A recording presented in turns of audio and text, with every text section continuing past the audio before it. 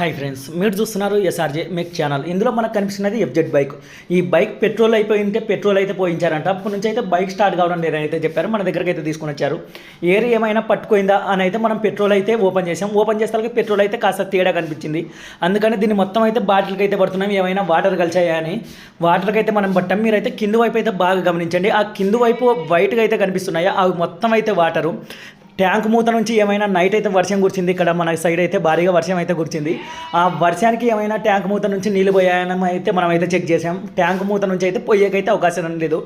మిగిలిన బైక్ల కంటే ఎఫ్జెడ్ వచ్చేసి కాస్త హైటే ఉంటుంది. అలాగే కార్బేటర్లో కూడా ఓపెన్ చేసాం. మనం కార్బేటర్లో ఓపెన్ చేస్తే ఒక్క చుక్క పెట్రోల్ అయితే లేదు, మొత్తం నీళ్ళు అయితే ఉన్నాయి. ఇదైతే మీరైతే గమనించండి. అందులో ఒక్క చుక్క అంటే ఒక చుక్క పెట్రోల్ లేదు, మొత్తం వాటర్ ఉన్నాయి. అందుకని అది వాటర్ జెట్లలోంచి లోపలికి పోకపోవడం వల్ల బైక్ అయితే స్టార్ట్ కావడం లేదు. మనం పెట్రోల్ నీళ్ళు అయితే రెండు వేరు చేసి బైక్ అయితే స్టార్ట్ చేసి పంపించడం అయితే జరిగింది. వీడియో నచ్చితే లైక్ చేయండి, షేర్ చేయండి, మన ఛానల్ని సబ్స్క్రైబ్